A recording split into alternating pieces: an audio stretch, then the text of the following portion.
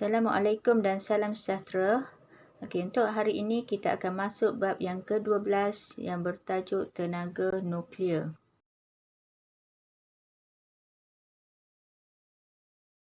Kita akan pergi ke subtopik 12.4 iaitu subtopik terakhir daripada buku teks yang bertajuk tenaga nuklear di Malaysia. Di Malaysia, 70% daripada sumber tenaganya dijana daripada gas asli. Petroleum, gas asli dan arang batu merupakan sumber bahan api fosil yang tidak boleh diperbaharui. Bagi melaksanakan pembinaan stesen janakuasa nuklear, beberapa faktor perlu diambil kira seperti yang berikut. Pertama, kesan pencemaran oleh tenaga nuklear juga adalah lebih rendah berbanding dengan sumber bahan api fosil. Faktor kedua yang perlu diambil kira, kawasan bagi membangunkan kawasan stesen janakuasa nuklear juga mestilah sangat strategik. Kawasan mestilah berhampiran dengan punca air bagi memudahkan proses penyejukan berlaku. Faktor yang ketiga, kadar tenaga yang dikeluarkan oleh sumber tenaga nuklear adalah jauh lebih besar daripada sumber bahan api fosil. Bahan api fosil seperti arang batu, gas asli, petroleum yang akan habis dan kosnya semakin meningkat.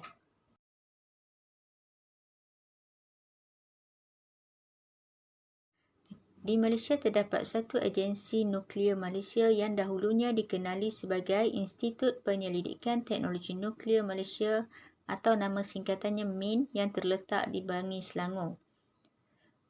Fungsi agensi ini ditubuhkan bagi menyelaraskan aktiviti berteraskan sains dan teknologi nuklear serta teknologi yang berkaitan dengannya.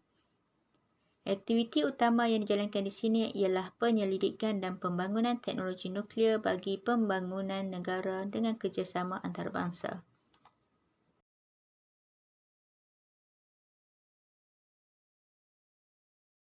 Okey, seterusnya kita akan pergi kepada peranan Institut Teknologi Nuklear Malaysia ataupun MIN. Yang pertama ialah dalam memenuhi keperluan industri, antara aktiviti yang dijalankan ialah melakukan imbasan turus sinar gamma dalam industri petrokimia. Yang kedua, NDT. Yang ketiga, pengurusan karat dan yang terakhir ialah reaktor Triga Puspati.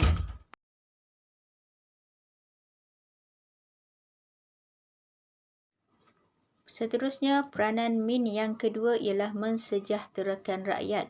Okey, antara aktiviti dia adalah pengukuran keradioaktifan, pengurusan sumber air, pengurusan sisa radioaktif, radiofarmaceutical, biodosimetri, NIR dan kawalan mutu peralatan diagnostik radiologi perubatan.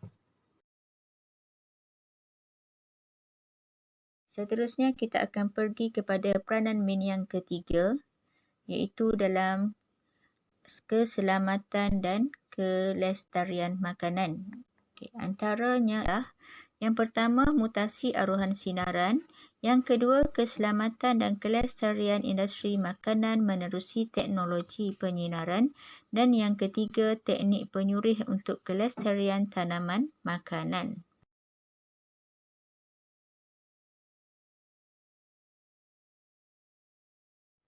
Peranan MIN yang keempat ialah memenuhi keperluan dan tanggungjawab sosial iaitu melibatkan bioproduk berinovatif untuk komuniti. Terakhir sekali ialah peranan MIN dalam pendidikan dan pembangunan sumber manusia. Antara aktiviti yang dijalankan ialah pertama, sebagai pusat latihan serantau perlindungan dan keselamatan sinaran. Yang kedua, pematuhan keselamatan sinaran dan nuklear melalui latihan.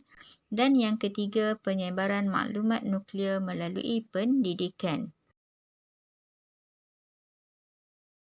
Baik, pelajar-pelajar semua, kita telah berjaya habiskan subtopik 12.4 hari ini yang bertajuk nuklear di Malaysia. Jadi, cikgu harap awak dapat memahami topik hari ini dengan baik. Okey, untuk lebih memahami lagi tajuk nuklear di Malaysia, awak boleh cari Google maklumat di internet. Banyak info-info yang menarik berkaitan dengan nuklear di Malaysia. Okey, terima kasih semua.